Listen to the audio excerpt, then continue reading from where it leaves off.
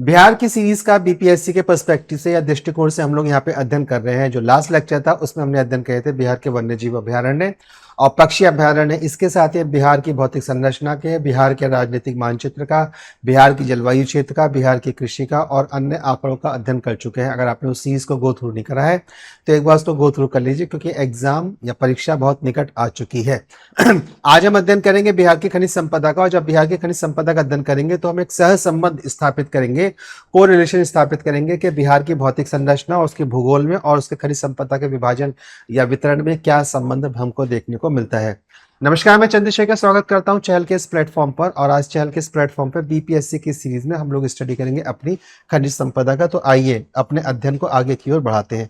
जब अध्ययन को आगे की ओर बढ़ाते हैं तो पहले बिहार का हम राजनीतिक मानचित्र देख लेते हैं। जब राजनीतिक मानचित्र हम देखते हैं तो हम इसके साथ ही इसके भौतिक मानचित्र की तुलना करते हैं। राजनीतिक मानचित्र और भौतिक मानचित्र की जब तुलना करेंगे तो जो लास्ट लेक्चर में आपको कई बार से बताता चला रहा हूँ उसकी मैं पुनरावृत्ति यहाँ पे फिर से कर दे रहा हूँ कि हमारे पास जो ऊपर का क्षेत्र है वो हमारे पास गिरिपद पर्वतीय क्षेत्र और तराई का क्षेत्र मिल जाता है। तो अगर हम उस बेल्ट को हम डिवाइड करने की बात करें या उसके विभाजन की बात करें तो ये कुछ ऐसी बेल्ट हमारे पास यहाँ पर निकल कर आती है। इसके बाद मध्य में हमको मिल जाता है बिहार का मैदानी क्षेत्र। और बिहार के जो मैदानी क्षेत्र का विस्तार है वो इस पूरे के पूरे जोन में निकल कर आता है। तो ये वाले जो डिस्ट्रिक्ट हैं ये बिहार के मैदानी क्षेत्र के डिस्ट्रिक्ट में आ जाते हैं।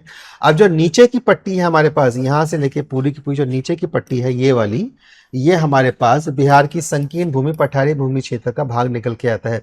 इसमें जो हमारे पास डिस्ट्रिक्ट है उसमें आप देखेंगे तो कैमूर आएगा, रोहतास आएगा, औरंगाबाद आएगा, गया, नवादा, जमुई, बांका, लखीसराय का कुछ भाग, शेखपुरा का कुछ भाग, बिहारपरी का दक्षिणी भाग और मुंगेर का भी दक्षिणी भाग हमारे पास इस संकीर्ण भूमि पठारी पट्टी क्षेत्र पर हमको देखने को मिल जाते हैं।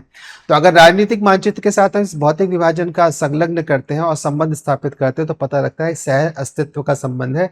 इसी सह अस्तित्व संबंध के साथ उसके भौतिक विभाजन का अस्तित्व निकल के लेकर आते हैं इसकी खनिज संपदा के वितरण के साथ। तो हमको पता लगता है कि खनिज संपदा का वितरण और भौगोलिक कारणों का अपने आप में एक सह संबंध है और भौगोलिक परिस्थितियां ही खनिज वितरण को निर्धारित करती है। तो जब खनिज वितरण को निर्धारित करती हैं तो देखते हैं कि वो कैसे कैसे इसको निर्धारित करती हैं। तो हम यहां से बात आगे की ओर बढ़ा देते हैं। जब बात आगे की ओर बढ़ाते हैं तो पहले संकेतक देख लेते हैं। संकेतक में जब हमको बक्साइट का जो साइन मिलेगा, अगर आपने मर्सिडीज का लोगो देखा होगा तो मर्सिडीज का लोगो कुछ इसी प्रकार का आता है। तो बक्साइट हमको इस लोगो के साथ मिल जाएगा। यहाँ पर जो हमारे पास ब्लैक राउंड है वो हमारे पास सीमेंट के लिए सिंबल देता है। डोलोमाइट के लिए हमारे पास एक लिटिल स्टार शेप आती है। सीसा हमारे पास प्योर स्टार फॉर्म में आ जाता है। अब्रक हमारे पास राउंड है लेकिन रेड है। और नमक हमारे पास क्वाड्रिलेटरल है, चतुर्भुज संरचना के साथ हमको यहाँ पे देखने को मिलता है। और अन्य के लिए स्क्वायर के साइन का या वर्ग के साइन का प्रयोग करा गया है। तो अगर बक्साइट को देखते हैं कि बक्साइट बिहार में कहाँ मिलता है, तो अगर बक्साइट के संकेतक को पकड़े तो संकेत हमारे पास बना हुआ है मुंगेर में।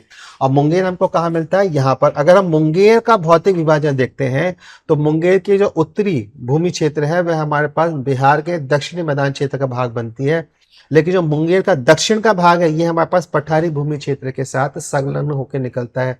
और मुंगेर के अंदर ही हमारे पास बक्साइट की उत्पत्ति मिलती है। मुंगेर का राजनीतिक इतिहास देखेंगे तो मैंने कहा था बिहार के राजनीतिक इतिहास में मुंगेर के राजनीतिक इतिहास की उपेक्षा नहीं करी जा सकती है। मुंगेर ही बिहार के राजनीतिक इतिहास का एक महत्वपूर्ण कारक यहाँ पे बनकर निकलता है। अब आगे की ओर बात कर लेते हैं। बॉक्साइट हमारे पास हो गया, फिर हम देखते हैं सीमेंट को। सीमेंट हमारे पास कहाँ मिल रहा है, तो सीमेंट हमारे पास मिल रहा है कैमूर में। और ध्यान दीजिए कैमूर हो या रोहतास हो, कैमूर और रोहतास दोनों के दोनों हमारे पास विंध्या की जो कैमूर की पहाड़ियां उसके एक्सटेंशन पर हमको दोनों के दोनों डिस्ट्रिक्ट मिलते हैं। रोहतास हमारे पास ऐसा भी एक डिस्ट्रिक्ट है जिसको हम बिहार का सबसे अधिक पढ़ा लिखा जिला कहते हैं, रोहतास। डोलोमाइट हमको कहाँ मिलेगा, तो डोलोमाइट फिर से रोहतास की तरफ आ गया। और डोलोमाइट भी अपने आप में अवसादी चट्टान का उदाहरण है। सीसा हमको कहाँ मिलता है, तो जब सीसे की बात करेंगे तो सीसा हमारे पास फिर से रोहतास की तरफ आ गया है। तो सीसा हो गया रोहतास की तरफ, डोलोमाइट भी हो गया रोहतास की तरफ। और कैमूर में हमको मिल जाता है हमारा सीमेंट। इसके बाद हमारे पास आता है अभ्रक। और अभ्रक के लिए हमको रेड राउंड साइन देखना पड़ेगा, वो हमको मिल जाता है गया में। और गया हमारे पास फिर से कहाँ पर है, तो गया हमारे पास पठारी संकीर्ण भूमि क्षेत्र पर हमको मिल जाता है। नमक हमको कहाँ मिलेगा, तो नमक हमको फिर से मिल जाएगा मुंगेर में। और मुंगेर में हमारा बक्साइट भी मिलेगा, मुंगेर में हमारे पास नमक मिल जाएगा। इसके अलावा जो अन्य खनिज संपदा मिलेगी उसमें खनिज संपदा में हमारे पास एक महत्वपूर्ण डिस्ट्रिक्ट मिलता है भागलपुर और दूसरा डिस्ट्रिक्ट हमको मिलता है सुपौल। और सुपौल नेपाल के साथ अपनी सीमा को साझा करता है। इस प्रकार से इन संकेतों के साथ हम ये समझ सकते हैं एक मिनट, अब्रक हमको जम्मू में मिल रहा है, नवादा में मिल रहा है और मुजफ्फरपुर में भी मिल रहा है।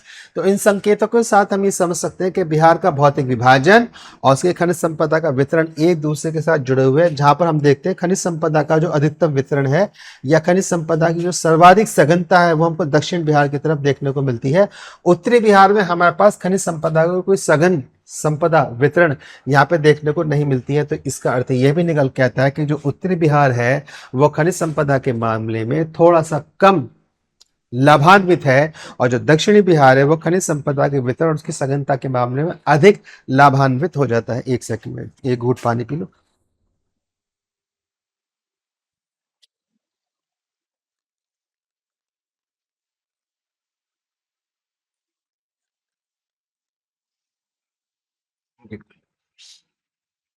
अब आगे की बात करते हैं।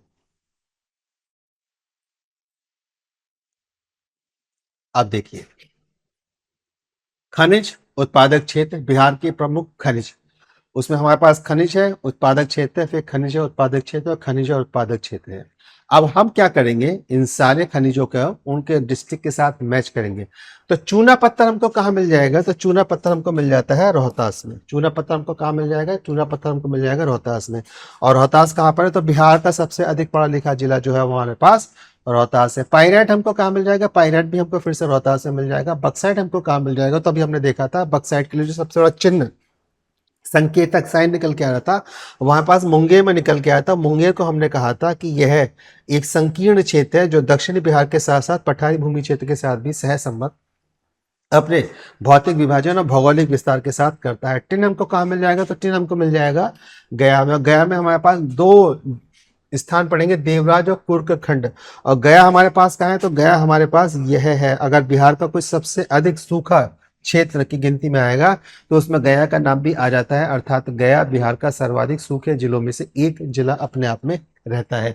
ग्रेफाइट हमको कहाँ मिलेगा, तो सिमतुल्ला जमुई में मिलेगा। और जमुई हमारे पास कहाँ से आएगा, फिर से पठारी भूमि क्षेत्र पर आ जाता है। अब्रक हमको गया मिल जाएगा, गया फिर से हमारे पास पठारी भूमि क्षेत्र पर है। जमुई, मुंगेर, चक्कासा, नवासा, बांका और नवादा। सेलखड़ी हमारे पास कहाँ मिल जाएगा, गया, मुंगेर, नवादा। तो ये देखिए, मुंगेर हमारे पास ये रहा, गया, मुंगेर, गया का हमारे पास ये रहा, गया, मुंगेर और नवादा। तो हम कह सकते हैं गया, मुंगेर, मुंगेर और नवादा। ये फिर से हमारे पास पठारी भूमि क्षेत्र में थोड़ा सा मुंगेर की तरफ हमको देखने को मिल जाता है। अब अभर हो गया हमारे पास, सेल खड़ी हो गया। अब हम देखते हैं साउल पत्थर हमको कहाँ मिलेगा, तो साउल पत्थर हमको फिर से कहाँ मिल जाएगा, जमुई की तरफ मिल जाएगा। क्वार्ट्स हमको कहाँ मिलेगा, फिर से जमुई की तरफ चला जाएगा। चीनी मिट्टी हमको कहाँ मिलेगी, तो चीनी मिट्टी के लिए अब थोड़ा सा डिस्ट्रिक्ट बदलता है और ये भागलपुर की तरफ आ जाता है। चीनी मिट्टी कहाँ मिलेगी, भागलपुर में और इसके साथ ही मुंगेर में। तो भागलपुर और मुंगेर का ये डिवीजन आपस में जुड़ा हुआ है, भागलपुर और मुंगेर का यह डिवीजन आपस में जुड़ा हुआ है। तो ये रहा भागलपुर और ये रहा अपने आप में मुंगेर। अब ग्रेनाइट और एस्बेस्टस हमको कहाँ मिल जाएगा, फिर से मुंगेर, गया, जमुई। तो गया, मुंगेर और जमुई, ये पूरा का पूरा। तो अब इस खनिज संपदा के विभाजन को देखिए और इन डिस्ट्रिक्ट को देखिए। तो इन डिस्ट्रिक्ट की पोजीशन खनिज संपदा का विभाजन आपको बताएगा कि अभी तक का जो हमने खनिज संपदा का विभाजन देखा है वह बिहार के दक्षिण पठारी भूमि क्षेत्र पर हमको देखने को मिल रहा है। यानी कि हम पहले से कहते आ रहे हैं कि जो प्लेट्यू होते हैं, जो पठार होते हैं, उनको स्टोर हाउस ऑफ मिनरल्स कहा जाता है। वो भंडारण होते हैं किसके, खनिजों के। और बिहार की तरफ जो दक्षिण भूमि क्षेत्र का विस्तार है वह बिहार में वास्तव में जो भारत की प्रायद्वीपीय पठारी भूमि का प्लेट है उसी का अपने आप में भाग है। और जब वह उसका भाग है तो चूंकि हम जानते हैं कि पठार क्या होता है, स्टोर हाउस ऑफ मिनरल्स होता है, खनिजों का भंडारण क्षेत्र होता है। तो अगर ये पठारी भूमि है तो यहाँ पे हमको भंडारण क्षेत्र खनिजों के रूप में अधिक मिल जाएगा। इसलिए जितने भी हमने खनिज पढ़े हैं वो सारे के सारे अभी तक हमको बिहार की पठारी भूमि, संकीर्ण भूमि पट्टी क्षेत्र पर मिल रहे हैं। आगे की ओर चलते हैं, आगे देखते हैं आगे क्या स्थिति यही बनी रहेगी या स्थिति में कुछ परिवर्तन आ सकता है। तो डोलोमाइट हमने देखा रोहतास में मिल गया हमको फिर से। तो डोलोमाइट को हम देख चुके थे, रोहतास में हमको मिल रहा है। मैंगनीज कहाँ मिल रहा है हमको, गया, मुंगेर, पटना। तो अब हमारे पास पटना जो पड़ता है यह पहला डिस्ट्रिक्ट बनता है जो हमारे पास बिहार के दक्षिणी मैदान के क्षेत्र में आता है या बिहार के मैदानी क्षेत्र में आता है। लेकिन इसके बाद जो हमारे पास गया है और मुंगेर है, ये हमारे पास मुंगेर जो हमारे पास आता है वो संकीर्ण भूमि क्षेत्र में आता है, संक्रमण भूमि क्षेत्र में आता है। और गया हमारे पास पूर्ण रूप से दक्षिणी भूमि पट्टी क्षेत्र पर आ जाता है। स्लेट हमको कहाँ मिलेगी? मुंगेर में खड़गपुर की पहाड़ियाँ। अब खड़गपुर की पहाड़ियों को ध्यान कर लीजिए, हमने कहा था अंग के मैदान, अंग के मैदान हमको कहाँ मिल रहे थे? तो जब हमने बिहार के मैदानों का अध्ययन करा था कि बिहार में कौन कौन सा मैदान किस किस नदी क्षेत्र में, किस किस नदी क्षेत्र के मध्य मिल रहा है, तो उसमें एक हमको मिला था अंग के मैदान, और उसमें एक नदी का नाम मैं आपको बताता हूँ, क्यूल रिवर। क्यूल रिवर के आसपास अब कौन कौन सी नदी है? क्या अजय नाम की भी कोई नदी है? क्या अंग के मैदान हमको इसी क्षेत्र में मिलता है? खड़गपुर की पहाड़ियां भी क्या हमको इसी क्षेत्र में मिल रही है? तो खड़गपुर की पहाड़ियां हमको इसी क्षेत्र में मिल रही थी, इसी क्षेत्र के आसपास हमारे पास अंग के मैदान थे। तो मैंगनीज हमको कहाँ मिल रहा? गया, मुंगेर और पटना। और स्लेट हमको मिल रहा है मुंगेर में खड़गपुर की पहाड़ियों में, और स्थान का नाम है धरहरा। स्थान का क्या नाम आ जाता है? धरहरा। तो मुंगेर में धरहरा नाम का स्थान। अब देखिए, यूरेनियम सबसे अधिक महत्वपूर्ण एक खनिज अपने पास निकल के आता है, और यूरेनियम आपको कहाँ मिल रहा है? तो गया और नवादा। अब देख लीजिए गया और नवादा कहाँ है, तो ये रहा आपका गया और ये रहा नवादा, और ये पूरा का पूरा जो है वो दक्षिण पठारी भूमि संकीर्ण भूमि पट्टी क्षेत्र का भाग है, और यहीं पर हमको मिल रहा है यूरेनियम। क्वार्टाइज हमको कहाँ मिलेगा? तो क्वार्टाइज आपको बताने सेडिमेंट्री रॉक है, ये अपने आप में मेटामॉर्फिक रॉक है। तो क्वार्टाइज हमको मिल रहा है मुंगेर में खड़गपुर की पहाड़ियों के पास, जमालपुर, जमुई, सोनाचक्का और गया लखीसराय। अब देखिए, मुंगेर हमारे पास ये रहा, ठीक है, मुंगेर जी हमारे पास ये रहा। इसके बाद हमको कहाँ मिलेगा? जमुई। तो जमुई हमारे पास ये रहा, तो मुंगेर हमारे पास ये रहा। जस्ट अ मिनट, तो मुंगेर हमारे पास ये रहा, एक सेकेंड, ओके।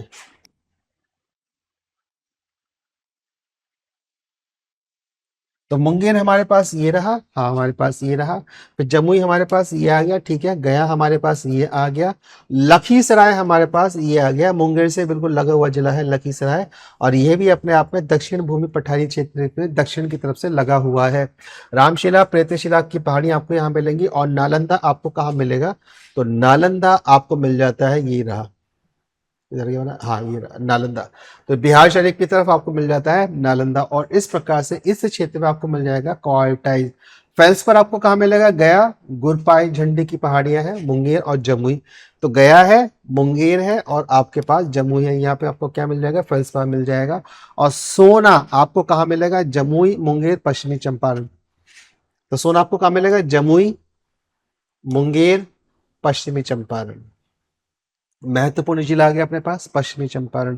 अब पश्चिमी चंपारण में अगर आपके पास सोना मिल रहा है तो आप समझ लीजिए कि हमारे पास हिमालय के अंदर बहुत गहरी वन संपदा है, और सोना हमारे पास एक खनिज का ही तो उदाहरण है, और ये हमारे पास एक ठोस खनिज का उदाहरण है, जमुई।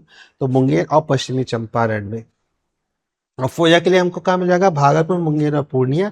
तो ये रहा अपने पास भागलपुर, ये रहा मुंगेर, और ये रहा हमारे पास पूर्णिया। बिहार का सबसे कम पढ़ा लिखा डिस्ट्रिक्ट जो है उसमें से पूर्णिया की गिनती यहाँ पर होती है। आगे की ओर बात करते हैं, आगे हमको कहाँ कहाँ और क्या क्या मिल रहा है। अब आगे देखिए, तो आगे हमको मिलता है शोरा, शोरा नाम का खनिज है। तो ये हमको मिलता है सारण, बिहार में, और ये रहा सारण। एक सेकेंड, तो ये रहा अपने पास सारण बिहार में। मुजफ्फरपुर, मुजफ्फरपुर हमारे पास कहाँ है? तो मुजफ्फरपुर हमारे पास ये रहा। और फिर हमारे पास मिल जाता है बेगूसराय, और बेगूसराय जब हम देखेंगे तो ये रहा हमारे पास बेगूसराय। तो ये पूरी के पूरी बेल्ट जो है ये इसी हिसाब से हमको मिलती है। बेगूसराय फिर पूर्वी चंपारण में हमको मिल जाएगा समस्तीपुर, गोपालगंज, सिवान और वैशाली। तो समस्तीपुर, गोपालपुर, सिवान और वैशाली, यानी कि इस पूरे के पूरे क्षेत्र में तो एक हमारे पास खनिज ऐसा आता है जिसका सर्वाधिक विस्तार बिहार के सर्वाधिक जिलों में है, तो वो हमारे पास है शोरा खनिज। सोना हमारे पास क्या मिल जाएगा? जमुई, मुंगेर, पश्चिमी चंपारण, हम देख चुके हैं। बेरिलियम हमको मिलेगा नवादा, और नवादा हमारे पास ये रहा, दक्षिण भूमि पठारी क्षेत्र का भाग है। पेट्रोलियम पश्चिमी चंपारण, सहरसा, पूर्णिया और किशनगंज। अब देखिए, किशनगंज हमारे पास ये रहा, किशनगंज हमारे पास ये रहा। तो पेट्रोल भी मिला और सोना भी मिला। कहाँ? गिरिपथ पर्वतीय क्षेत्र और तराई के क्षेत्र में। किशनगंज बिहार का एक ऐसा डिस्ट्रिक्ट जिसमें सर्वाधिक वर्षा होती है। सहरसा हमारे पास कहाँ है? तो सहरसा हमारे पास ये रहा, पूर्णिया हमारे पास ये रहा, और किशनगंज हमारे पास ये रहा। तो वो पश्चिमी चंपारण हो गया पेट्रोलियम को लेके, किशनगंज हो गया, सहरसा हो गया, या पूर्णिया हो गया। लौह अयस्क हमको कहाँ मिले? गया, भागलपुर, जमुई। अब देख लीजिए, गया, भागलपुर और जमुई। लोहा हमको पठारी क्षेत्र में मिलेगा, लेकिन सोना और पेट्रोलियम हमको पर्वतीय या गिरिपद पर्वतीय क्षेत्र के आसपास मिल जाते हैं। गैलेन हमको मिल जाएगा बांका में, और बांका हमारे पास कहाँ रहा, तो बांका हमारे पास ये रहा, जो दक्षिण पूर्वी का सबसे जो सर्वाधिक बिहार का दक्षिण पूर्वी डिस्ट्रिक्ट है वो हमारे पास बांका है। और प्राकृतिक गैस आप देखिए, पूर्णिया, किशनगंज, कटिहार, पूर्णिया, किशनगंज, कटिहार, ये हमको मिलेगी यहाँ पर प्राकृतिक गैस। और जब प्राकृतिक गैस की हम बात कर रहे हैं तो अब आप देख लीजिए कि यहाँ पर कौन कौन सी नदियाँ चल रही हैं और नदियों में कौन कौन से मैदान हैं, और प्राकृतिक गैस आपको यहाँ मिलेगी। ध्यान रखिए, जब जब संरक्षण होगा ज्योग्राफी में जब जब एक संरक्षण अधोगत क्षेत्र बनेगा और वहाँ पे ऊपर केवल एयर है तो कोयले का निर्माण होगा, अगर समुद्र का पानी आ गया है तो पेट्रोल का निर्माण हो जाएगा, और अगर फ्रेश वाटर का है तो वहाँ पे हमारे पास प्राकृतिक गैस बन के निकल के आती है। तो हमारे पास कोयला पूर्व की तरफ मिलता है क्योंकि सबडक्शन हुआ था हमारे पास। प्राकृतिक गैस के लिए आपको देखना पड़ेगा, ये सारी की सारी नदियां हैं, और इन सारी नदियों में जो उत्तर के बिहार के मैदान है, ये उत्तर के बिहार के मैदान उत्तर के बिहार के बाढ़ के मैदान कहलाते हैं, यानी कि यहाँ पे फ्रेश वाटर का एक्यूमुलेशन संग्रहण है। तो यहाँ पे हमारे पास क्या मिल जाएगी, गैस मिल जाती है। और हिमालय में हमारे पास सोना, पेट्रोल और गैस तीनों की उपलब्धता मिल रही है, इसलिए हिमालय में हमारे पास बहुत अधिक महत्वपूर्ण हो जाता है। तो ये पूरा का पूरा गिरिपद पर्वतीय क्षेत्र और तराई का क्षेत्र है। इसी तराई के क्षेत्र से सारी की सारी नदियां निकलती है, तो वहाँ पे हमारे पास प्राकृतिक गैस मिल जाती है और हमारे पास सोना और पेट्रोलियम यहाँ पर मिल जाता है। लोहा अयस्क हमको कहाँ मिलेगा, पठारी भूमि पट्टीय क्षेत्र में मिलेगा, क्योंकि भारत में जितना भी लोहा वगैरह है वो कहीं भी उत्तर की तरफ नहीं मिलता है, सारा साथ दक्षिण की तरफ। और पठारी भूमि क्षेत्र या पठारी भारतीय प्लेट पर ही हमको मिलता है। प्राकृतिक गैस में पूर्णिया हो गया, किशनगंज हो गया, हमारा कटिहार हो गया। और इस प्रकार से बिहार के भौगोलिक संतुलन को ध्यान रखते हुए यह बिहार का खनिज के आधार पर भौतिक विभाजन एक सह संबंध स्थापित अपने आप में करता है, जहां पर हमारे पास ये सारे के सारे क्षेत्र इनके डिस्ट्रिक्ट के आधार पर निकल कर आ जाते हैं। इसके बाद यदि आपको कोई प्रश्न है तो आप मुझे बताइए, लेकिन चिंता ना करिएगा, मैं सारे के सारे बिहार की ज्योग्राफी के जो जितने भी ऑब्जेक्टिव क्वेश्चन है वो आपके साथ इस सीरीज को, जब ये सीरीज कंप्लीट हो जाएगी तो आपके साथ एक एक प्रश्न को यहाँ पर डिस्कस करता आगे की बढ़ूंगा। तो ये हमारे प्राथमिक चरण का अध्ययन है, और द्वितीय चरण के अध्ययन में हम इसके ऑब्जेक्टिव क्वेश्चंस की लगातार स्टडी करेंगे। इसके बाद भी मन में कोई संदेह है तो आप मुझे लिख के बताइए, मैं उसका एक सटीक तार्किक उत्तर आपको देने का प्रयास करूंगा। अभी इस लेक्चर में इतना ही, तब तक के लिए जय हिंद और वंदे मातरम।